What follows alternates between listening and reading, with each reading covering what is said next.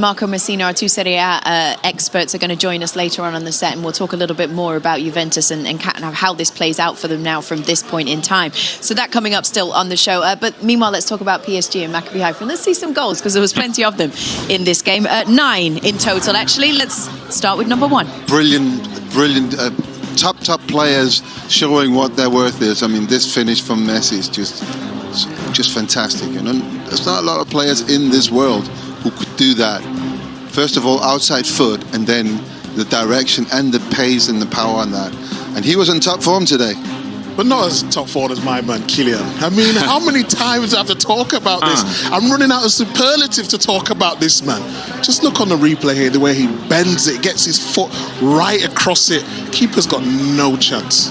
And we talked about him before, Thierry, the 9 or the 10 or the wing. But today he was excellent. That's where he's comfortable, you know, when he's on the wing. But when those guys interchange, move, pass the ball at the right time, it is very difficult to stop them. Messi this time to Neymar, controls it, bends it, and the rest is history. But the movement of the three today were magnificent. Yeah, I mean, they're fantastic. I mean, when you talk about the teams who can win this competition, they are the 3 best individuals, really, when you think of some of the 3 of the best players in the world, all playing for the same team. And we used that as a criticism last season of one of the reasons why it may stop them. But Thierry knows it better than anyone watching the French league more than us, that they're combining, they're working with each other now, and you feel, yeah, they're probably not the best team in the competition, but can those individuals, Thierry, do you think, take them that step further and win the Champions League? I think so. Look, you know, last year they were very close to knock Real Madrid out. And it just happened. Real Madrid happened like it happened against, against City and against Liverpool in the final. But those guys, if they are on tune, it's very difficult to stop them. So Abdoulaye Seck did pull one back to make it 3-1, but then Lionel Messi goes and makes it 4-1. As I said before, he was in top form. And what was special about this game is the quality of the goals. I mean, this is unstoppable. You can't defend against that. When these 3 guys up front, Mbappe, Neymar, and this fella here, Messi, when they play like that, there are no answers.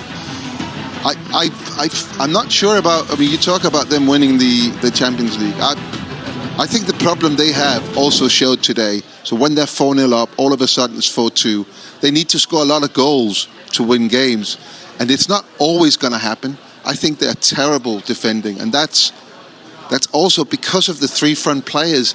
When you are at the stadium and you see how little they take part in defending, everybody else, Bayern Munich, Man City, all those teams, it's 11 players attacking, it's 11 players defending. And I think in modern day football, that's what you need. And that I could see could be a problem in one game. Yeah. One game against Man City and one game against Real Madrid, it's enough to get knocked out. No, I mean, I think that's what we said last season, and I agree with you. They will never be the best team because of that. But I think all 3 of those players are playing on a different level this season to what they were doing last season, just as individuals and combining with each other. So I think we'd all agree Man City are the best team in Europe right now. You think are maybe the favourites of the competition. But they could still easily go out to a PSG because of a moment of brilliance from Messi, because as individuals they're playing on a higher level than what they were last season. I agree that could happen, but I think probability, it's probably going to go the other way around because of how strong Man City are throughout the whole squad, but also how they play as a team. And I just see those 3 players today absolutely fantastic. There's nothing else you want to watch in football than players playing like that. But when it's not working like that, when it's not going like that, and it happens, we've seen that time and time again in the last 18 months or so. So I just see that as a small problem. They're still up there as one of the favourites. We have got 3 more goals from PSG to see, so let's just rattle through those ones as well. Kylian Mbappe, Micah, go on. Who else? It's beautiful play. We mentioned when Hakimi went to PSG, can he get balls in these advanced positions? He looks at, but look at his first touch, the way he just sets himself up here. 1 touch, 2 touch. It's just ridiculous. I mean, how many times have we seen him? Thierry did a piece before about being in this area, and no one's better than him in this area. And another one, Jamie? Yeah, Neymar I thought was fantastic. It was an own goal. Maybe he'll get the assist for that. I think he was outstanding as well tonight. He went on a great run in the second half. They got a free kick on the edge of the box, and obviously that the game was over, and just how many more PSG can get. And Thierry, who scored this one? Soler, another assist from Lionel Messi. and use the body of the player. Goalkeeper can't see. If you're bending around, it's very difficult for the keeper. You just have to place it in the bottom corner, and that's exactly what he did. But you see all this talk about Mbappe.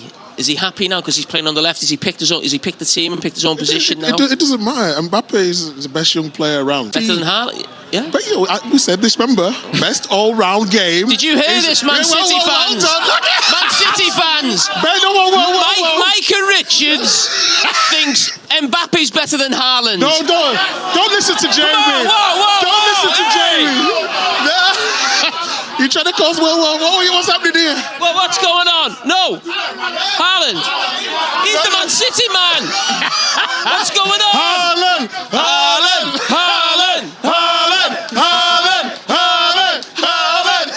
All right, just in terms of what both of those results mean for the group, it means that PSG and Benfica are both through.